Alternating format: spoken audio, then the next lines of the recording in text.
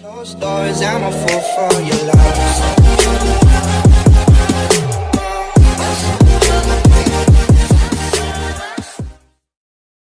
Hello guys, this is Raju. మీరు చూసింది రాజు chemistry hub channel.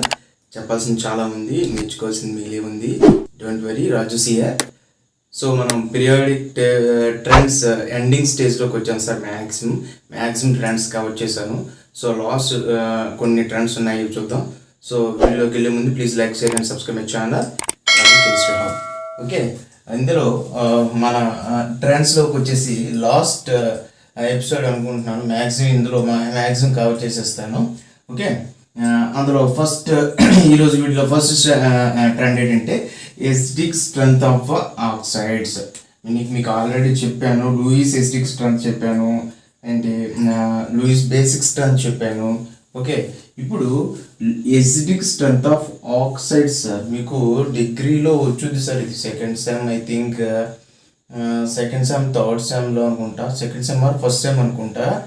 Oxides, basic oxides, acidic oxides, వాటి గురించి వేటిని ఎసిడిక్ ఆక్సైడ్స్ అంటాం. వేటిని అయితే డిజాల్వ్ ఇన్ వాటర్ మాలిక్యూల్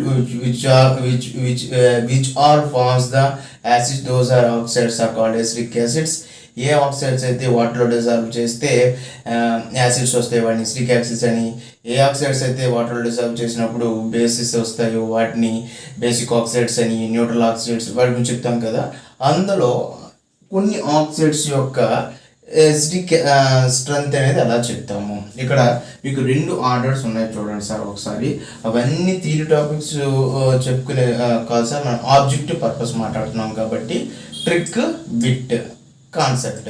ఓకేనా, ఇక్కడ కాన్సెప్ట్ ఏంటంటే మనకు ఆక్సైడ్స్ అంటే తెలుసు, ఎసిడిక్ స్ట్రెంగ్త్ ఏంటి దీంట్లో ఎలా చెప్తాం. ఇక్కడ చూడండి 2 సిరీస్ ఉన్నాయి. నైట్రోజన్ ఆక్సైడ్స్ ఉన్నాయి చూడండి. ఇక్కడ ఈ నైట్రోజన్ ఆక్సైడ్స్ ఎలా ఉన్నాయి చూడండి sir, with different central atoms. These are oxides కదా, ఇవన్నీ oxides but with different central atoms. ఇక్కడ ఆర్సెనిక్, ఇక్కడ ఫాస్ఫరస్, నైట్రోజన్. ఇక్కడ చూసినట్టు oxides having same central atom, అన్నీ కూడా నైట్రోజన్ ఆక్సైడ్స్. ఎలా ఉన్నప్పుడు ఎలా చెప్తామంటే వీటి యొక్క ఆక్సిడేషన్ అంత సింపుల్ ట్రిక్. జాగ్రత్తగా అబ్జర్వ్ చేయి, ట్రిక్ చెప్తున్నాను, అటు ఇటు చూడకుండా జాగ్రత్తగా అబ్జర్వ్ చేసినట్లయితే మీకు వచ్చేస్తుంది. ఏంటి ట్రిక్ అంటే, in the same elements same central atom ఉన్నప్పుడు and the oxidation state is proportional to the acidic strength of oxides. Okay na. If different అయితే different central atom ఉంటే electronegativity is proportional to the acidic strength. ఓకేనా, simple just చూడండి. Same central atom ఉంటే దేన్ని base చేసుకుని మనం acidic strength చెప్తాము. Okay, depends upon the oxidation states of central atom. ఓకేనా, ఇక్కడ చూడండి. Oxygen state of central atom ఎంత చూడండి సార్. ఇక్కడ అన్నింటిలో ఎన్న ఉంది కాబట్టి ఎన్న కనుక్కోండి. మనకి 2x మనకు ప్లస్ -2 = 0, x = +1. అంతే కదా సార్, జాగ్రత్తగా చూడండి. +1, సో +1 ఇది. నెక్స్ట్ ఇది చూడండి, +2 ఇది. ఓకేనా, 2 + 3 +4. ఏం చెప్పాను సార్, ట్రిక్ ఏం చెప్పాను మీకు? The same central atom oxides గురించి చెప్పినప్పుడు, ఎసిడిక్ స్ట్రెంగ్త్ చెప్పినప్పుడు దేనికైతే ఎక్కువ ఆక్సిడేట్ స్టేట్ ఉంటుందో that will be the more strong oxide. ఓకేనా, లైక్ దిస్. ఇలా చూడండి. ఏంటి అసలు +4 నుండి ఎందుకు స్ట్రాంగ్ అయింది?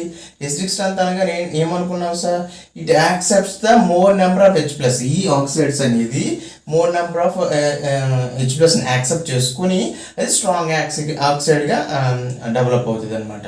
ఓకే, అదే అనుకున్నాం కదా. ఏ ఆక్సైడ్ అయితే వాటర్లో డిజాల్వ్ అయిపోయిన తర్వాత యాసిడ్స్ ఇస్తుంది దాని ఎసిడిక్ ఆక్సైడ్స్ అనుకున్నాం.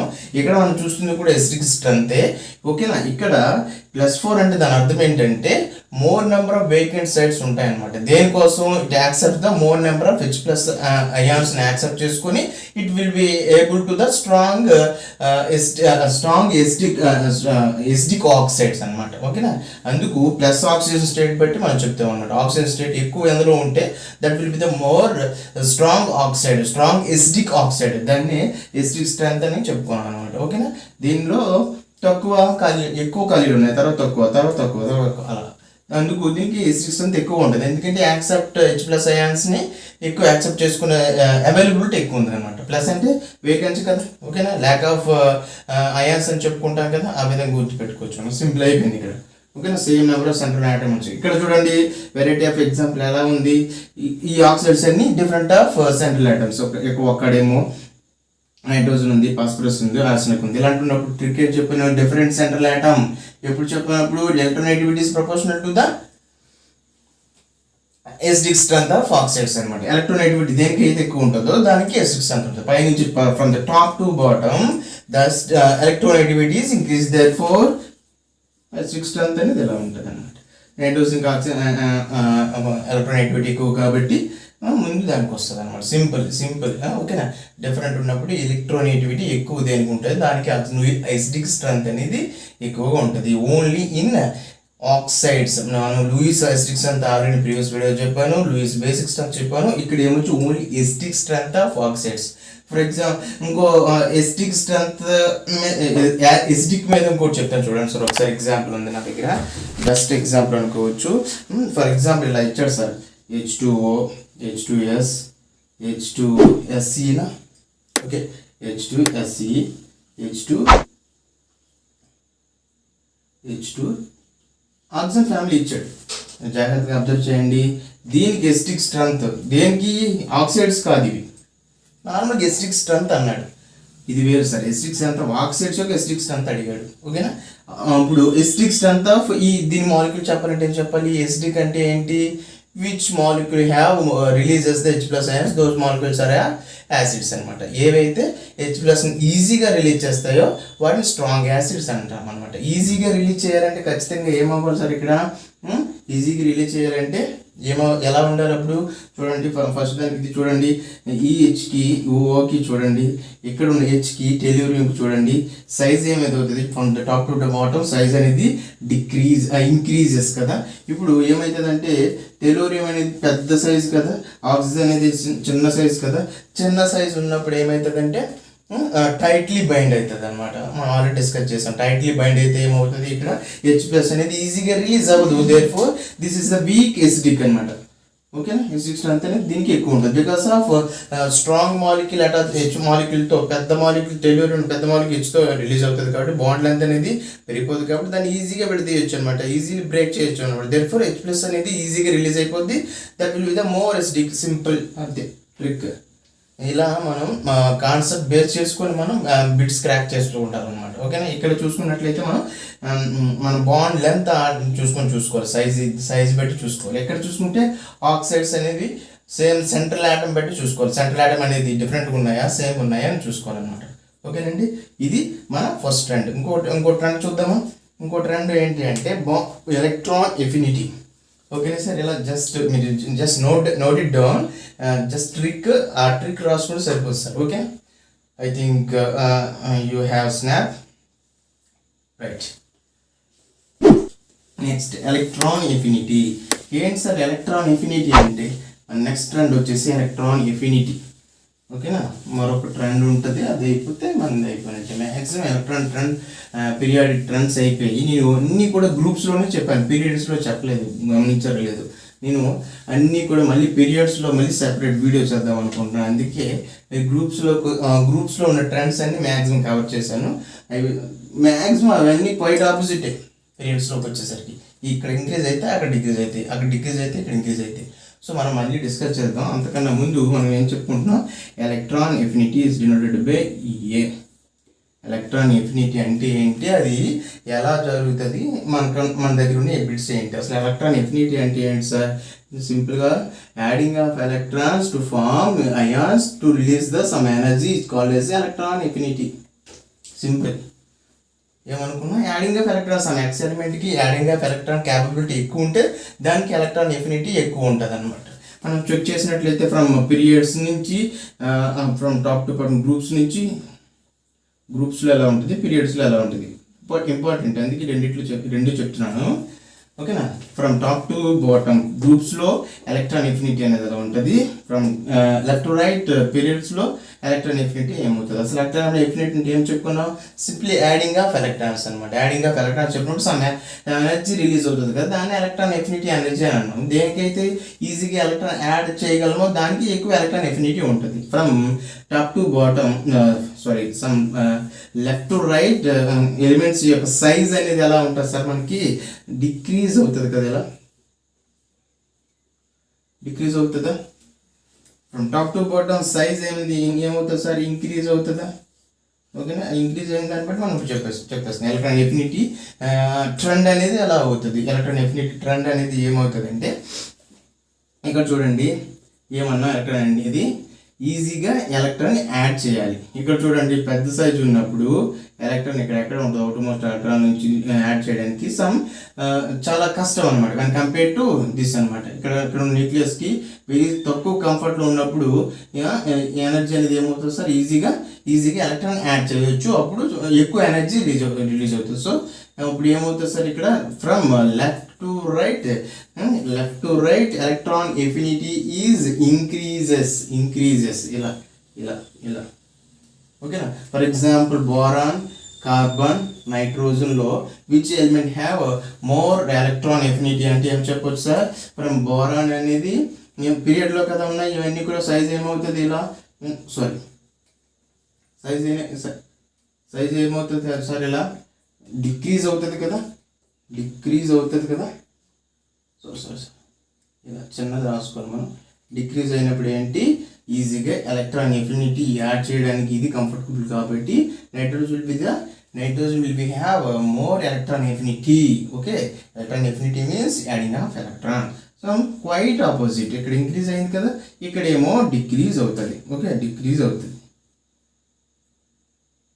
ఓకే, సేమ్ కాన్సెప్ట్, డిక్రీజ్ అంటే less than greater than same. మళ్ళీ న్యూక్లియస్ అనేది వెరీ కంఫర్ట్గా ఉంటుంది యాడ్ చేయడానికి కాబట్టి this will be have more electron affinity. ఇక ఏదైనా చూసుకోండి, బోరాన్, అల్యూమినియం, గాలియం, ఇండియం, థాలియంలో చూసుకున్నట్లయితే which will be have more electron affinity, boron.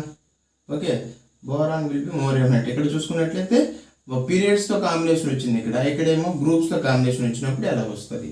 ఓకేనా, due to the size increases electron affinity decreases. Simple, size is inversely proportional to the electron affinity. Simple. ఓకేనా, ఇందులో ఒక exception చూసుకున్నట్లయితే ఏముంటుందంటే some fluorine, chlorine, bromine, iodine. This is the 7th group element కదా. Electron affinity అనేది మనం expect చేసినట్టు ఎలాగ ఉంటుంది సార్, ఫ్లోరిన్కి ఎక్కువ ఉంటుంది.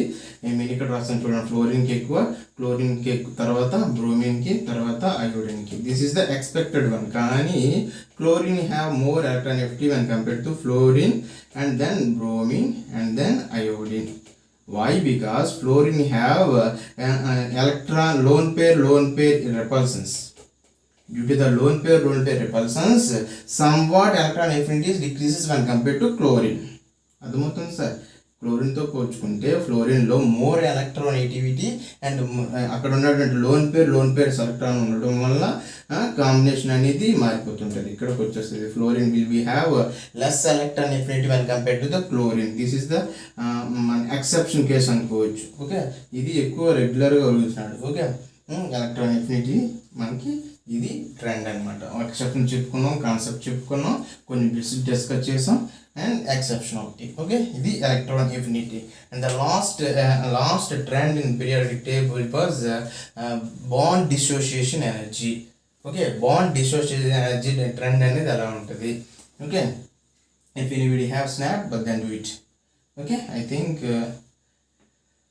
మీకు బాగా అర్థమై ఉంటుంది. సింపుల్ లాజిక్ అనమాట, చిన్న ట్రిక్ లేకుండా మనం ఈజీగా చెప్పొచ్చు అనమాట. ఎలక్ట్రాన్ ఎఫినిటీ అనే కాన్సెప్ట్ చెప్పుకొని మనం ఈజీగా చెప్పొచ్చు. Okay, next bond dissociation energy. Okay sir, bond dissociation అనేది అవర్ లాస్ట్ ట్రెండ్ అనుకోవచ్చు. మ్యాక్సిమం నేను ట్రెండ్స్ కవర్ చేశాను, ఇది లాస్ట్ ట్రెండ్. ఎవరికైనా ఇంకేమైనా ట్రెండ్ కావాలంటే జస్ట్ పింగ్ ద కామెంట్.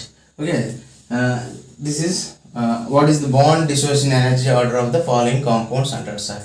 ఏంటి బాండ్ డిసోసియేషన్ ఎనర్జీ అంటే సింపుల్, ఏ టు బి ఈ బాండ్ బ్రేక్ చేయడానికి కావాల్సిన ఎనర్జీని బాండ్ డిసోసియేషన్ ఎనర్జీ. దేనికైతే ఈజీగా బాండ్ డిసోసియేట్ అయిపోతుందో దానికి బాండ్ డిసోసియేషన్ ఎనర్జీ అనేది తక్కువ ఉంటుంది. అసలు స్ట్రాంగ్గా టైట్లీ హోల్డ్ చేస్తే దానికి బాండ్ డిసోసియేషన్ ఎనర్జీ ఎక్కువ ఉంటుంది. అంటే దాన్ని బ్రేక్ చేయడానికి ట్రిక్ వేస్తే మోర్ ఎనర్జీ. ఓకేనా, చూసుకోండి. Some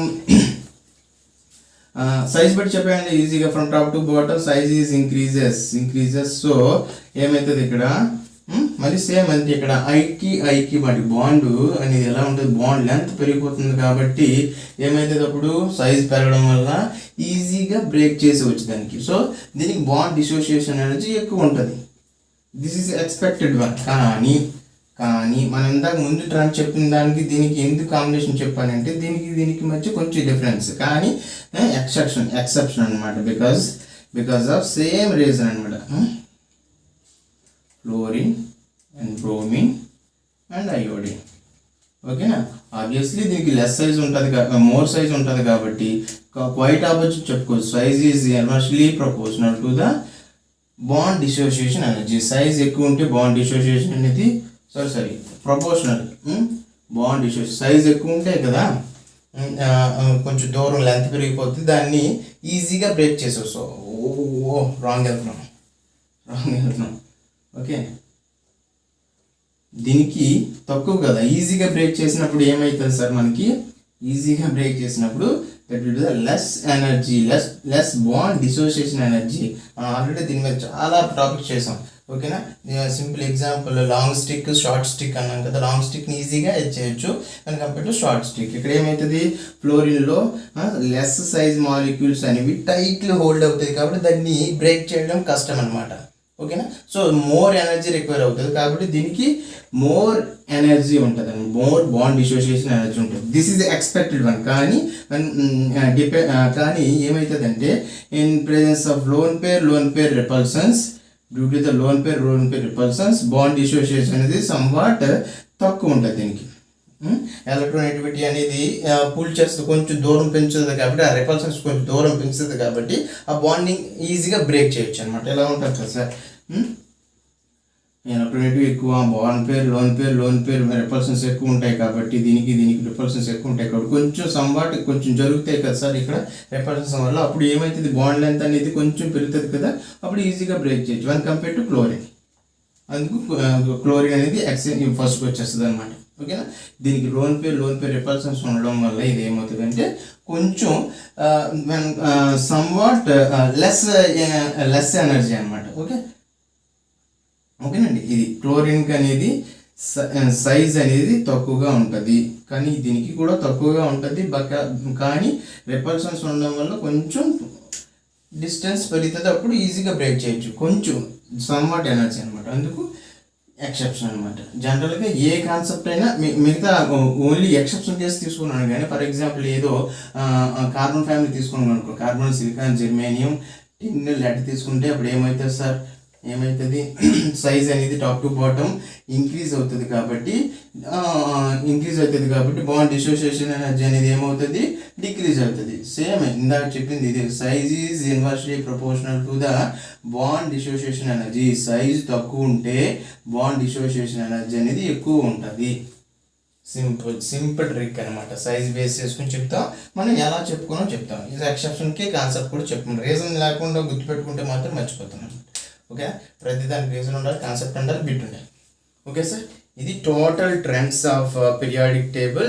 I think you like it and thanks for watching. And నేను ఇప్పుడు as your favourite test your self questions ఇస్తాను మొత్తం టోటల్ ట్రెండ్స్ మీద. మీరు ట్రై చేయండి, నేను తర్వాత వీడియోలో కూడా దీనికి సొల్యూషన్ ఇస్తాను. ఓకేనండి, ఇలా సపోర్ట్ చేస్తూ ఉండండి. Thanks for watching. This is Raju signing off. Jai Hind. Okay sir, as your favourite test paper questions నేను ఆల్రెడీ ఇచ్చాను. మీరు ఎవరికైనా చూసుంటే సేమ్ నేను చెప్పినవే ఇచ్చాను సార్. మీరు తెలుసుంటే కామెంట్ బాక్స్లో పింక్ చేయండి, ఐ విల్ రిప్లై దట్. ఎలా ఇస్తారంటే నెంబర్ 1 2 ఇచ్చుకుంటే మీరు 1 ఎందుకు డిక్రీజింగ్ ఆర్డరా ఇంక్రీజింగ్ ఆర్డరా ఎందుకు, దట్స్ ఇట్. ట్రెండ్స్ అనగానే చెప్పాను కదా 6 questions, increasing order decreasing order why, అంతే. ఓకేనా. This is about periodic table, total periodic table trends and it's important topics. Okay, నేను ఫర్దర్గా ప్రతి ట్రెండ్ యొక్క ప్రీవియస్ బిట్ చెక్ చేసి నేను ఒక వీడియోగా చేసి ప్రీవియస్ బిట్స్ ఏమైనా ఉన్నాయో చేస్తాను ఖచ్చితంగా. Okay, thanks for watching. This is Raju signing off. Jai Hind.